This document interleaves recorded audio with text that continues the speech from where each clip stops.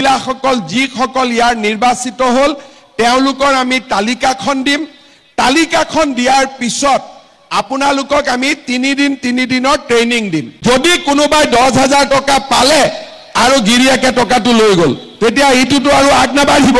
সেই কাৰণে এটা 3 দিনৰ ট্ৰেইনিং কৰি টকাটো আমাৰ আঁচনিখন কি কেনেকে আগবাঢ়িব লাগিব আমি বুজাই দিম আমি টকাটো কেতিয়া পাম 10,000 টকাটো শেষ নহয় 10,000 টকাটো আৰম্ভণি আমাৰ উদ্দেশ্য হল যে এই 10,000 টকাটো ভাল কৰি যদি আপোনালোকে খৰচ কৰে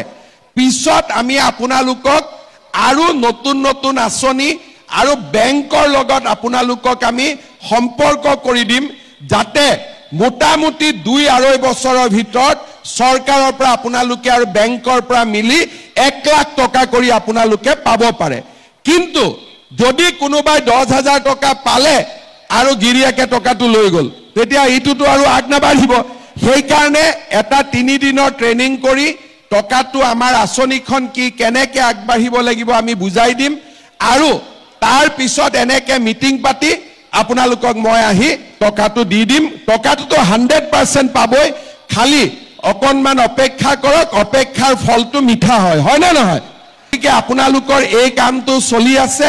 একেবাৰে টেনচন নলব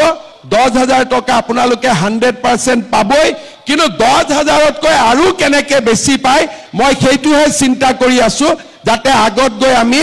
আৰু বেছিকৈ আপোনালোকক সহায় কৰিব পাৰো ইয়াৰ কাৰণেও কিবা এটা কৰক এইবাৰ বাজেটত লৰাবিলাকৰ কাৰণেও মই ভাল স্কিম এটা দি আছো যাতে ছোৱালীৰ লগতে লৰাবিলাকো যাতে তেওঁলোকে আগবাঢ়ি যাব পাৰে আগতে কোন চৰকাৰৰ দিনত আমি অৰুণোদয় পাইছিলো কোন চৰকাৰৰ দিনত আত্মসহায়ক গোটে উৎসাহ পাইছিলে কোন চৰকাৰৰ দিনত নিযুত মইনা আঁচনি হৈছিলে কোন চৰকাৰৰ দিনত আগতে দালি আৰু চেনিও ৰেচন কাৰ্ডত দিয়াৰ কথা হৈছিলে কোন চৰকাৰৰ দিনত এনেকে মাইক্ৰ' ফাইনেন্সৰ লোন ৰেহাই পাইছিলে আৰু কোন চৰকাৰৰ দিনত আপোনালোকে আজি 16 লাখ মহিলা ঋণৰ পৰা মুক্ত হ'ব পাৰিছিলে বা কোন চৰকাৰৰ দিনত এনেকে লখিমপুৰ ধেমাজি অসমৰ আটাইতকৈ পিছপৰা অঞ্চলটোত কোন চৰকাৰৰ দিনত পোহৰ আহিলে এই গোটেই কথাবিলাক আপোনালোকে নিশ্চয় চিন্তা কৰিব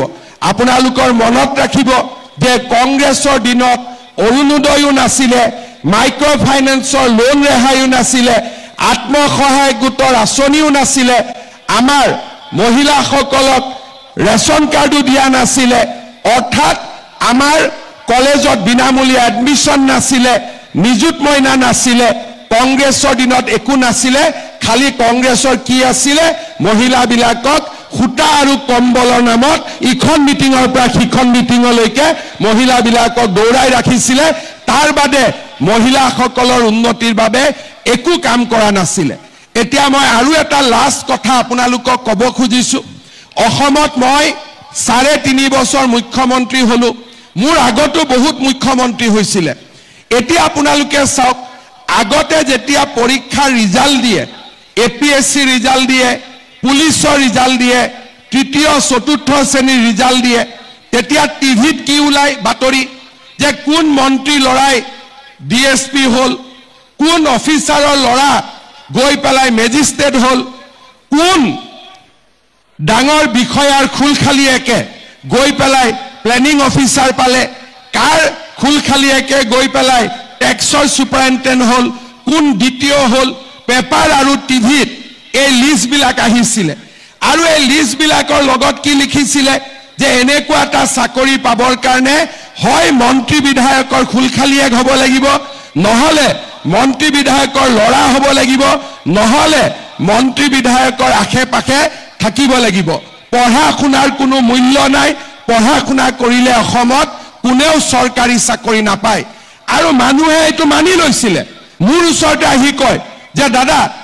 কিবা এটা লাইন দিয়ক মই মেজিষ্ট্ৰেট হ'ব লাগে কোনোবা আহি ক'ব যে মই 1 কোটিলৈকে টকা ঘোষ দিম মোক চাকৰিটো যেনে তেনে কৰি দিব লাগে মানুহে ভাবিছিলে টকা দিয়াটোৱে নিয়ম আৰু বিনা টকা চাকৰি কেতিয়াও সম্ভৱে হ'ব নোৱাৰে আৰু